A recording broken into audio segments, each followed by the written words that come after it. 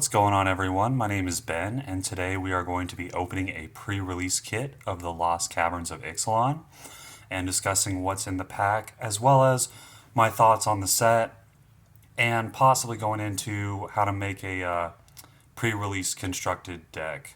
All right, well, let's just get right into it.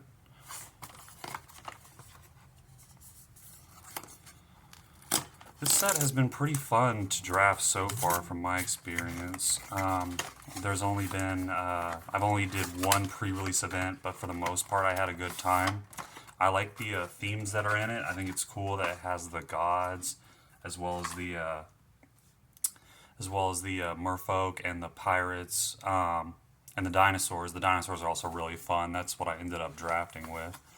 What you get in one of these pre-release kits, you're going to get just a bunch of different little counters on the ends.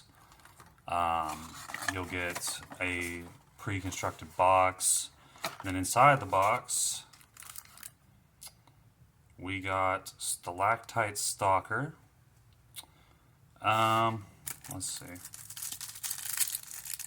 That's the promo card. Let's see.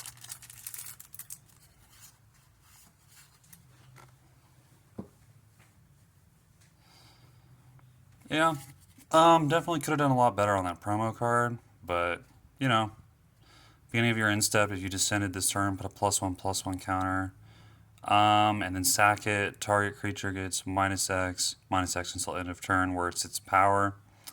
I can see that being useful getting around indestructible. I'm sure this is probably a lot better in limited than it is in standard or commander. All right, little die, which is nice because I lost my other one at the other event. Fell into the abyss. Alrighty. Starting out with a Vampire Knight. Moving into Oaken Siren. Tinker's Toad. I actually lost a match because of this. Just them gaining life. And then doing that artifact sack deck with, they had a white-black vampire that had flying and it kept getting value. I believe that, let's see. Oh, shoot. Okay. Yeah, starting out with a god. That's pretty cool. I was looking for this one. Basically, it works like it buffs any non-combat damage to an opponent. Yeah. And then when it dies, it transforms into Temple of Power. So that's a pretty good pull start. I wasn't even sure if I'd get a mythic out of these. But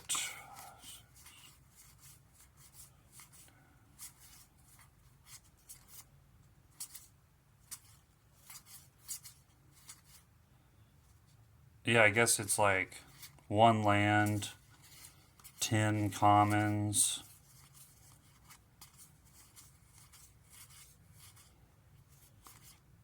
Or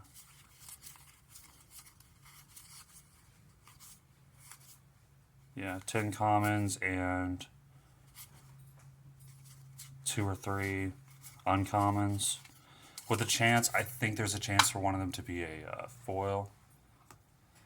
Alright, on to the next pack.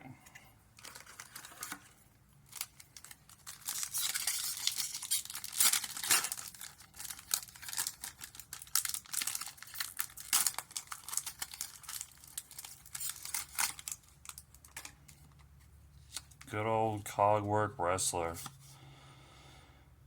Question, Wandering Pirate.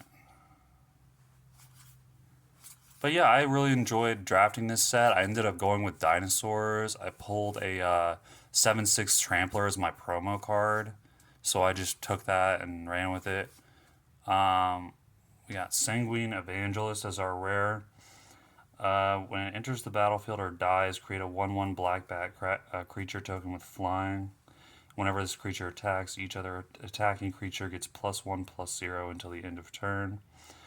Um, that I could see that being somewhat of a token swinging go wide deck. Again, probably a lot better um, for limited. We'll go ahead and put that there.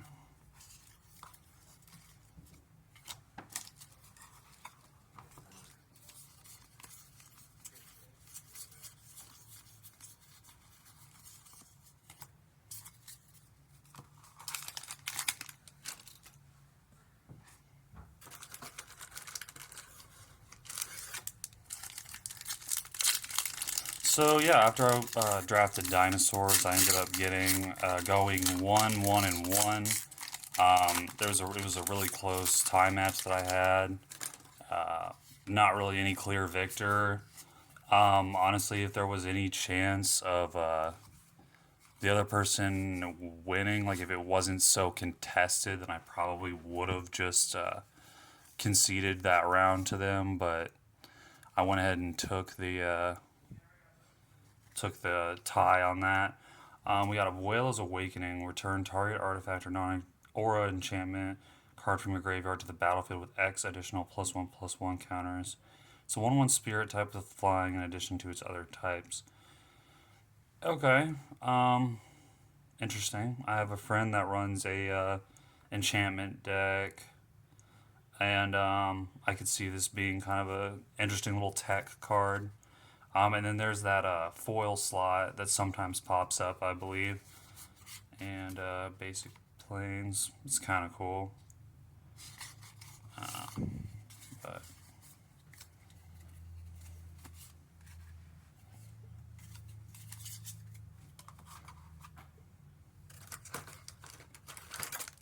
But other than that, we had a couple people go 3-0. I didn't actually check what their deck was. Um, yeah. This Poison Dart Frog, kind of a funny little card right there because the Death Touch actually went and came in handy a couple of times. Pirate Hat, Petrify, Tally's Favor.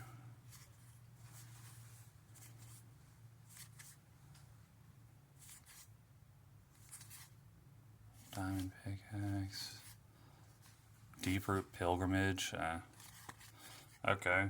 Whenever one or more non-token merfolk you control become tapped, create a 1/1 blue merfolk creature with token with hexproof. Okay. So, yeah, it's a token generator. Not bad. Decent in a merfolk deck.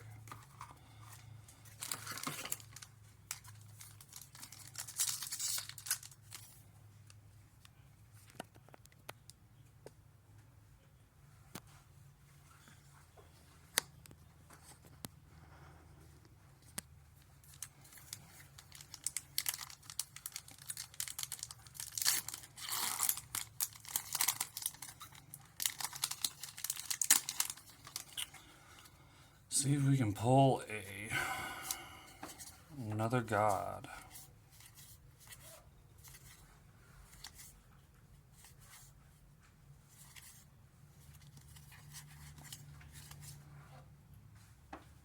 Get Lost. Destroy target creature, enchantment, or planeswalker.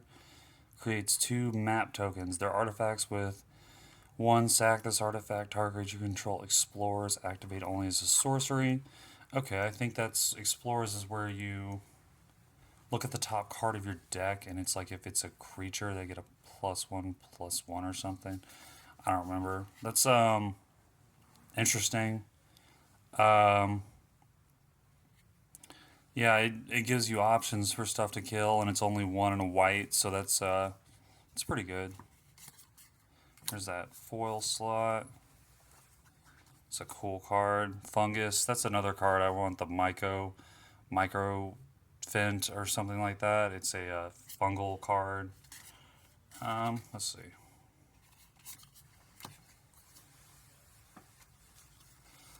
And our last pack, let's see if we get anything good with this. Maybe, maybe not.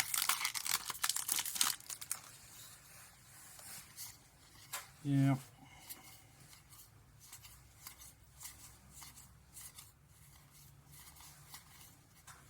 Corpses of the Lost. Skeletons you control have +1/+0 and haste.